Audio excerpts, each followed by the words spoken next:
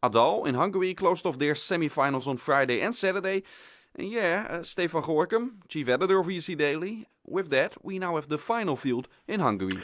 Yes, and people in Hungary are speaking of a starstruck field because even more than in previous years, A Dal is of course a competition with many big names and where all the big artists want to participate. But this year is special because it's the battle between two divas, Totova, and Gigi Radic, both very, very big names in the Hungarian music industry, and now both finalists, and the whole setup is almost in the media outlets as well.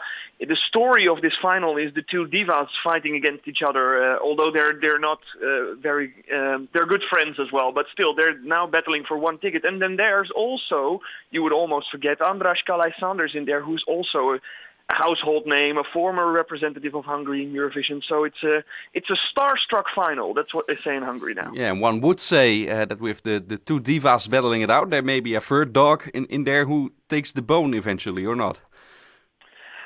It depends. He was struggling going to the final, András Sanders. He was not in the top three of the jury vote in the second semifinal. Totova won that semifinal, but he was sent to televoting. And my theory on that is it doesn't necessarily mean that that the jury doesn't like him and that they won't vote for him in the top four for next week. I think it was more of a tactical vote by the jury because they wanted to push Sabo Adam out. He was a big televote favorite in the first round, and I think the jury thought that the only way to get rid of him was to put him in a televote battle with András Sanders, and someone that big could push him out, and he did. So he won the televote, and he's in the final now. So how does it work in the final? Do we see a similar system like in the semifinals and the heats before this, or will it change things up? The final of A Dal always works like this. The four jury members again have the first say. They won't vote in between the participants. They vote at the end, and they don't give every participant votes from 1 through 10, but they give only their top four votes. I think 10, 8, 6, 4, if I'm not mistaken. And those points are added, and then you get a top four, the four entries with the most points, and they battle it out in 100% televote. So that's the thing with this system in A Dal. Always from the very beginning till the very end, it's a strange mixture of televote and jury, and those two voters are aligned in a way, and that's what I was just saying as well. The jury votes tactically sometimes, but they sometimes they work very hard to push certain televote favorites out because they're afraid those songs might win and they don't want that. Sometimes they also listen to televoters. We've seen that with By Alex in 2013. It's a big example. He was definitely a televote favorite, not a jury favorite, but his televote scores were so high that the jury eventually, in the grand final, put him in the top four, saying, well, you want this guy, here you have him. So that's also what makes this competition unpredictable. We don't know what's going to happen next week. And when we compare this year to that story about By Alex, we could have the same thing with Soul Wave, perhaps.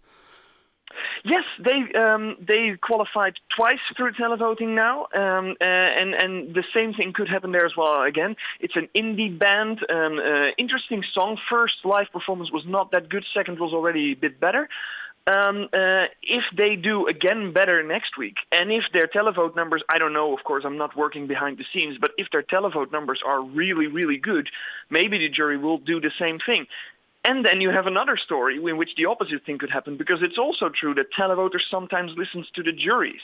In the end, televoters in the top four have always voted from those four songs for the same song that the jury put on number one.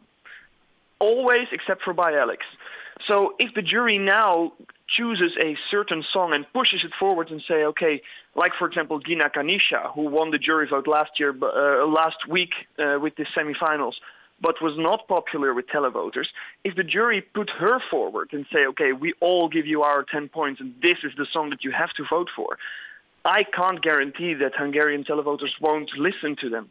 So It's a very open final. yeah, it's a very open field, but still in the Hungarian media, you have lived there for a couple of years, so you follow that. Who's the big favorite beforehand? A big favorite, Gigi Radic. And as I said, everyone is talking about a battle between the two divas. So Gigi and Totova, that would be the story of this final. But I'm very excited for it because I feel like almost anything can happen. We'll see how that goes. You will be blogging the final, I believe, next Saturday.